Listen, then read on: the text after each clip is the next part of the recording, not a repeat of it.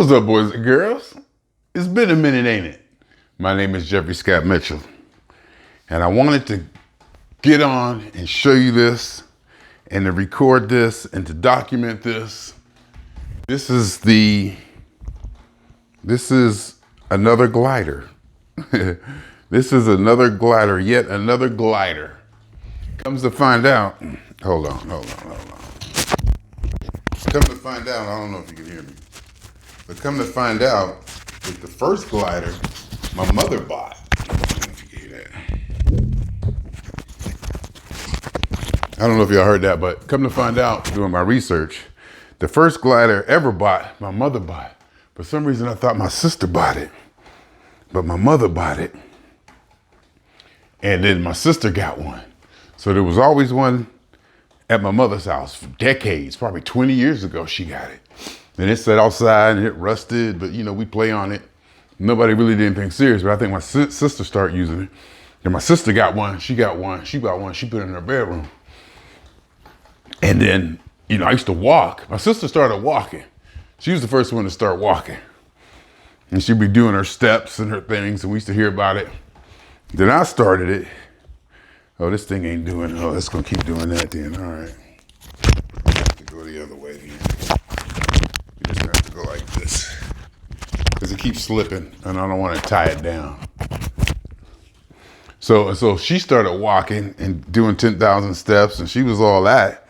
And we was, play hating on it. Then I started walking years later, and then my plantar fasciitis flared up. I got plantar fasciitis. I love saying that. I love saying I got it. I don't know why. So I had to stop walking. So I got on the glider, and I started liking the glider. And then so I ended up riding the bike. I was riding the bike because I couldn't walk. So I started riding the bike, and I love riding the bike now. Took a $100 Walmart bike, ended up putting $300 in it for 3 separate maintenance repairs from just use. So I got my bike, and then I started riding the glider, because the impact, I had to go zero impact on the walking. So I started using her glider in my mother's house. And I was like, I love this thing. I was like, I love this thing. And I got my bike, I replaced the seat. And the reason I said replace the seat, because I used to have a bike stand where I could ride the bike as a stationary bike in the house. But the seat was just so uncomfortable that didn't last long. I could barely do 10 minutes on it for whatever reason. And I think that might be mentality. It might be physical stamina and mentality. Just to be able to focus and stay into it for 10 minutes without having your mind wander off and you're like, But now I can get on this thing, and I'm very proud of the fact I get on this thing, I can do it.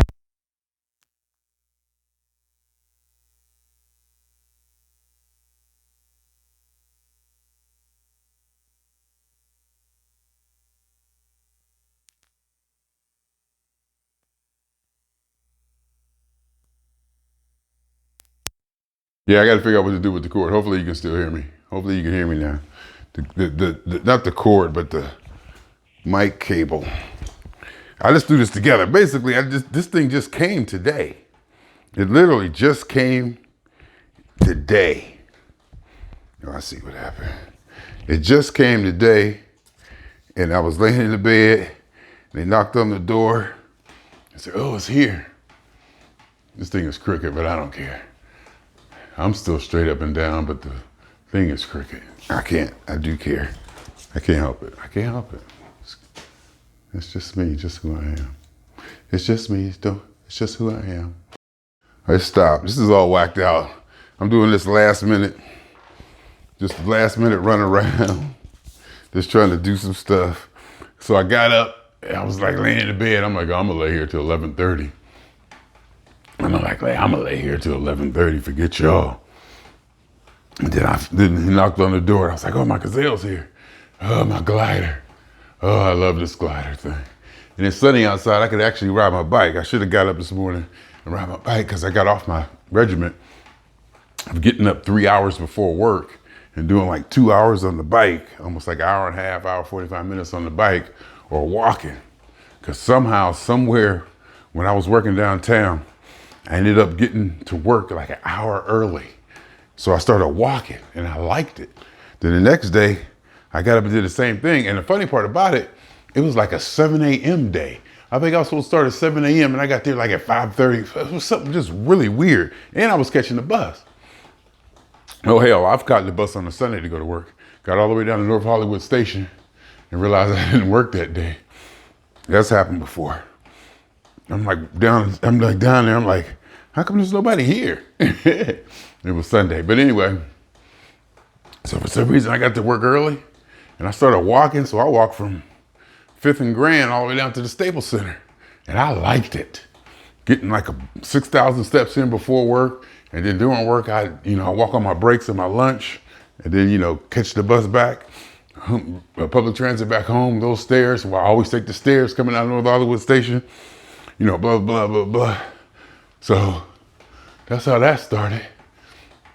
And so I usually get up at 9, get on the bike, probably ride about 11 miles, 10 miles, which I probably will improve on because I was doing some things to where I was just trying to count steps and not really worry about riding the bike. I would have like in a low gear and just pedaling as many times as I can within a short span. And that's not right. This thing is kind of, stop. It was like jerking and sliding on the floor or something, but we'll get it stable eventually. I didn't even finish putting on the computer. And there's a limiter on this. I took the limiter off.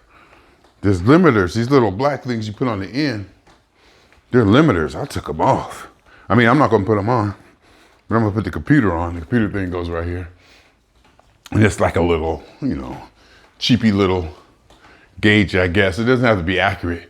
It just lets me know. It puts down like a miles per hour. And I'll try to keep it up at a certain miles per hour. So he knocked on the door. I'm like, laying there, I'm sitting here. I'm like, I'm in bed. Because I'm tired. I've been going, family was here. Oh my goodness. Family was here visiting. And, people say, oh yeah, family here, fun stuff, travel, blah, blah, blah, whatever. That still takes energy. It takes energy. My family's here. So while they were here, I was working. I'm still trying to get my steps, still trying to do that. They were, all of them were on vacation. So they were just not laying around, but they were in vacation mode, so, and I'm working, I'm doing this, I'm doing that. That takes energy and you need to replenish that energy and I'm starting to realize too, it might not even be replenishing the energy. It may be quiet time, Jeffery time, just, time where I could be quiet, just with my thoughts and just enjoy the experiences that I've had. And so they were here, granddaughter. Oh my God, let me tell you, granddaughter is a life changer. Granddaughter changes everything. And it's not from the standpoint of all the women and female, oh, she's so cute. Oh, look at her feet, kisses, oh, they cuddle. No, I don't have that. But there is something that child has my attention. And then people will go say, oh, that's your grandchild. Oh, of course, that's your daughter's baby. Of course, they're going to give it a lot of not little, but they're going to give these kind of simple answers obvious answers that are probably correct, but without deeper explanation. And then I have to go find a deeper explanation. Of course, you say, of course, that's your daughter's, that's your daughter's daughter. Of course, you're going to, of course. No, that don't work for me. It's not like I'm all lovey-dovey. Oh, look at her, she's so cute. Oh, there's something almost instinctive in me that's driving me to go back there every 2 months and put something on that child. And I mean, put something on it in a way that to give them, I have a desire or an inclination to give that child or to teach that child or to show that child the things that I believed made me quote unquote successful. Successful is completely subjective. It's just in my mind. And things in my life, I just used successful. I was too lazy to think of the right word. The things in my mind that I think would be tools to make this person powerful. Did it with my niece. I was basically too young to do it with my children. I was just too young, I was an alcoholic, but I still, even after I quit drinking and they moved back with their mother back to Ohio, I was just too young. We were just too young. And my ex-wife said the same thing, that she could see the things that we know now after having gone through the child raising experience and, the life, living on this planet, that my daughter may not see yet. It's like when you're in it, you can't really see it. But what my daughter does well, and yes, I grade everything, is she keeps that child spotless. That child is spotless, always dressed, just I don't like using the word perfect, but she takes care of that child better than she take care of herself. You look around her, she all raggedy and sloppy. I mean, she's just not messy. She's just, not attentive to the detail of neatness and the organization that I am. But that child, almost never hair out of place. Just always clean, diaper change like every 15 minutes and all. I mean, both her and, my ex-wife, her grandmother, the child is just like, but if you look at Kimberly, she can't find the keys half the time, don't know where her wallet at, car mess, food everywhere, blah, blah, blah. But she does that part well. And maybe that's what it's supposed to be at that age. And they do the hard work. She's doing the heavy lifting. She's doing the hard work. She is definitely doing the hard work. There's no doubt about it. And I guess with me and my ex-wife is doing hard work too, doing the daily, daycare stuff. But there's also some things that we know that we can show, that we know that, 10, 15 years down the line, or 4 or 5 years, this will have an impact. And it's like, we know that.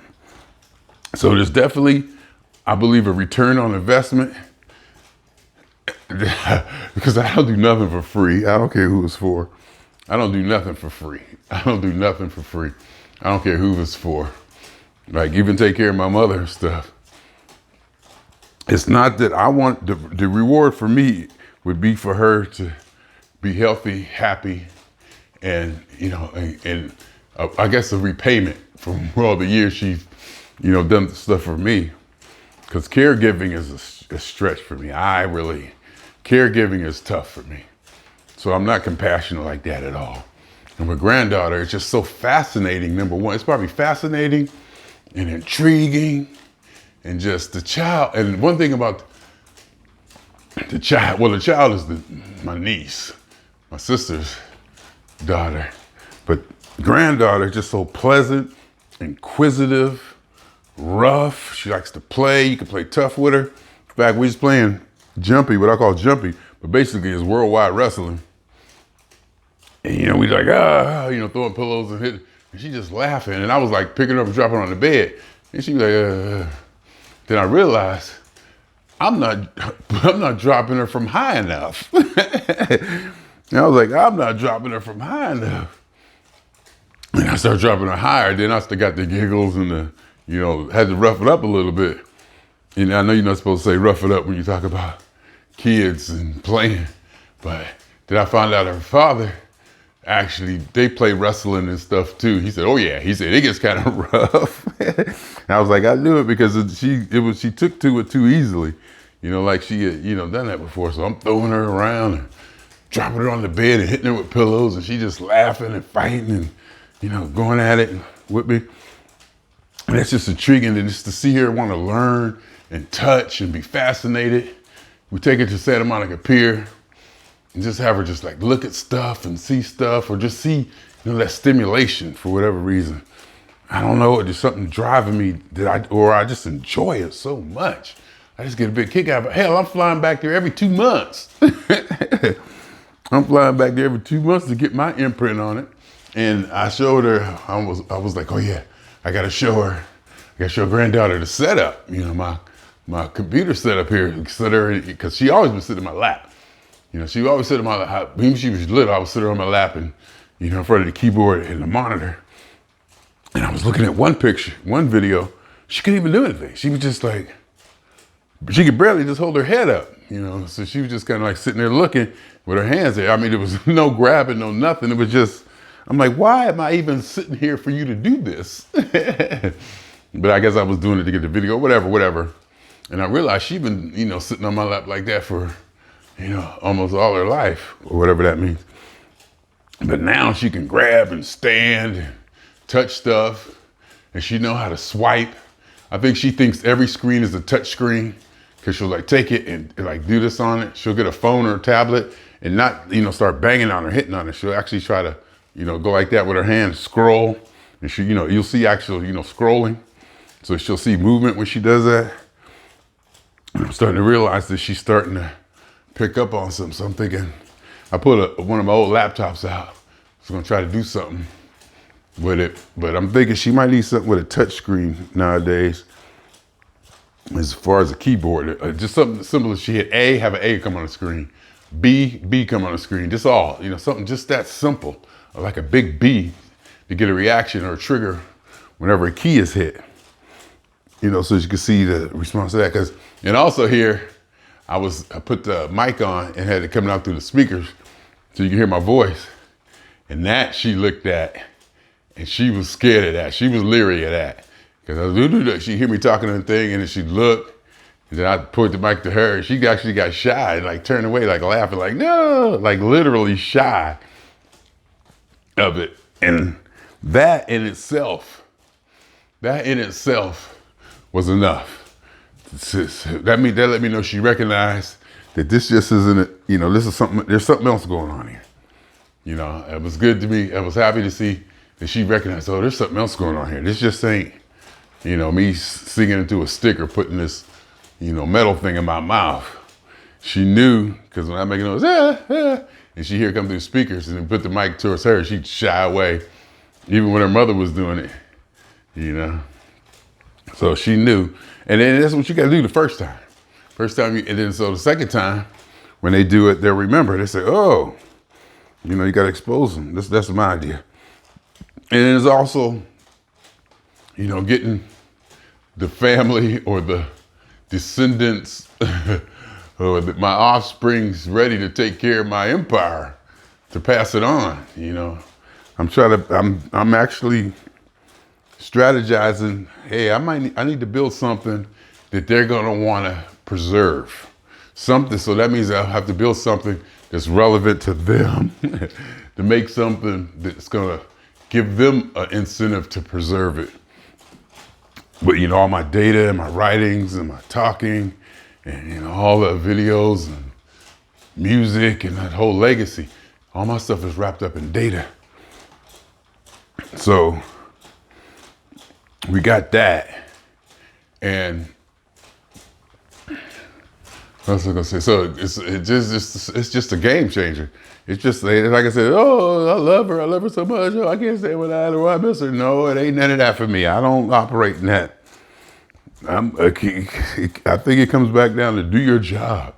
Just do your job in this family. You have a responsibility. You have an unspoken responsibility. Even with granddaughter, she's all, cute and lovable and blah, blah, blah, blah, blah. But she got responsibilities too, as being part of this family. You just can't be going around willy-nilly acting all kinds of, any old kind of way. Even at that age, there's an expectation, at least in my mind. Now, you might say, can a child let you down or not meet your expectations and you be disappointed in them? No, I don't think so. I mean, that's a whole different discussion. Take that back. That's a whole different discussion, because something can happen where you can be disappointed. I mean, there's things that can happen. Let's just face it, no matter what age. But as I was saying before, with my kids it's probably almost impossible for them to meet my expectations. It's probably just impossible because they're so high. They'll never meet them. Because as soon as they meet that expectation, there'll be another one. It's just endless. Just probably the same way I set for myself. There is no, oh, we made it. Oh, we're here now. It's always more. They can be proud. I'll say, yeah, that's good. So what's next? What's next? Where we going next? So it's fun. But there are metrics. There are definitely metrics for granddaughter. You know, attentiveness, reaction, things she don't do, watching her manipulate the world around her, how she attacks the world around her, how she interacts with people, what catches her eye, what doesn't. One thing I did notice too on the computer, I set her at my computer station. I got all these screens up and all this. I try to put pictures on them and this and that and this and that. But watching the video that I was shooting during that, she was looking at the lights and the knobs on the audio interfaces. She wasn't looking at the screen. She was looking at the knobs and the lights. And I didn't see that, or I would have let her, you know, I'd have reached her up there and let her touch it. And as I realize now, a lot of times I'm holding her on my lap, she's trying to reach out and touch stuff, you know, and a lot of times I'll turn the keyboard off so she could, you know, touch the keyboard, do stuff on the keyboard without it affecting what's on the screen or the computers. And then also I was thinking, I should have let her gotten close to the interface and stuff, but you know, you live and learn. Took her to Pacific Park, Santa Monica, with the lights and the noise and the game room. Put her on one of those like little rides, the little rides that, you know, like out in front of the grocery store. All the other rides were closed, and plus she's way too small to get on them anyway. We put on those little rides that, you know, just kind of like jerk back and forth and do that. You know, first she was like, not crying, but like, what the heck? And then she got into it, and next thing you know, she's trying to touch everything and put stuff in her mouth. And then, you know, so then we set her down and let her walk around and see how she walks around, take her outside my mother's house and just see what she does when she gets outside. Not so much unassisted play or unorganized play, you know, unsupervised play, but just let her go and do what she want to do. You know, and she knows between the difference between, she knows stuff she's supposed to pick up and not pick up. And I think I started with the I think that's me. In fact, I'm gonna ask my daughter, I say, who started Was that mine? Because I'd see her trying to do something, go and then even she does it now. She knows. She'll see wires or something. She'll know. And I go, you know, and she'll look at me and I go, and she'll know. And she'll just like let it go and keep going. And then it gets to the point where there's like wires all over my work area. And my mother, they're oblivious. She don't even touch or play with them anymore. So that was good. It was good. It's just good. Just let us here learning, you know, have that imprint, put that grandfather imprint. And, you know, like when I walk in the room, she'll hear my voice. She'll look up. She'll follow me because I'm the fun one. I'm the fun one. And, you know, it's always experiment. I guess you could say I'm experimenting with her, or giving her stuff to do and, you know, this and that. And the reason I'm on this now, like I said, this thing came in this morning. I set it up. I wanted to get on it. And I start work at 12 in 17 minutes. And usually I get up at 9 or whatever. I'll ride for like 2 hours or whatever, walk or something like an hour and a half, 2 hours. Then I have an hour before work to groom and whatever grooming is, probably shower, throw some clothes on to eat. But now I'm like, okay, I want to get on it. I want to get on this. I want to get on this to get some work in. So I just did this instead of showering. So I probably won't shower today. At least my pants are clean. My pants and shirt are clean. For the new work week, I'll probably wear these for a month before I retire them and get up through this thing together real quick. It's not even finished yet. And I can feel it doing something on the floor that I'll figure out and get taken care of. It's like jerking, or it's like slipping. And maybe I have a piece of carpet that I could probably put down or something to maybe, you know, make it a little bit more stable or whatever. But it's just like slipping on the hardwood floor. But it's no big deal. I was like, I gotta get on it. I wanna get on it. And it's like, I wanna get this put together and get on. I was hoping I had more time. But now I gotta stop and get ready for work, and I don't want to. And I'm thinking today is gonna be Monday before the holiday. I think people are gonna be trying to get stuff done. But we'll see. This will be 6 days straight. I ate like a fool last night. I worked from 1 to 9. Pittsburgh won, which is always makes my Sunday better. I worked from 1 to 9 yesterday so that I can have Thursday off. And that's the Thursday me, the child, daughter, and granddaughter went to In-N-Out in Westwood. We went to my niece's apartment, to the apartment where she lived at UCLA. Kids today, we bougie. We're the Jeffersons. We are probably, you could probably look at us and see us as the Jeffersons or the Beverly Hillbillies even, moving to LA. But you look at, where she's living, how she's living, and what she's probably quote unquote used to. That apartment she had, she got like 3 roommates and they all get along, and you can see how young and, youthful, and the world's in front of you and on campus, and, just, you can see how excited. It's irritating as hell to me to see all them kids. Irritating just to see other kids' energy, because they just, and then her roommate cooked some brownies. Oh my God, the brownies were so good. They're young, and they're young, but they're learning, and it's exciting. I'm excited for them. I don't want to go back and do it again, but I'm excited for them because I know how exciting it is to be in that. You're on campus, UCLA, major, campus college, prestigious. You're there right in the middle of it, Los Angeles, Westwood. So we saw her apartment.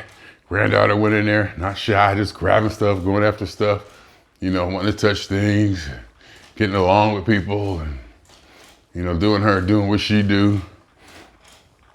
And Westwood, then we went to Westwood. We walked to the In-N-Out, and we had In-N-Out.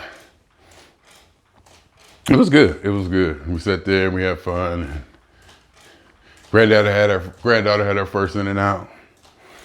She was in there charming people. It was just good. Then we went to Santa Monica Pier, took some pictures, 360 camera, blah, blah, blah. Let granddaughter see stuff. She got scared of the scrambler. And the big thing, I held her up, and she's like, oh, you can see her like, oh. And of course, I got a kick out of that. She's like, oh, she could tell something was going on. Like, oh, she's like, give me back. That's all I want. That kind of, she's aware of that kind of stipulation. She can see the stuff around her and react to it. That's it. To have that memory or to have that experience. And so, that's good. All right, so now I'm gonna go ahead. I had to reboot my work computer yesterday. So I need to start work. I'm gonna swing on y'all later, huh? Swinging on y'all 2 times. For me and for the funk. And for every elementary particle that has ever existed in any atom in this or in any universe that ever was, is, or will be, is about the totality of it all. And hypothesis. A hypothesis of all as one. A theory of universe. My name is Jeffery Scott Mitchell.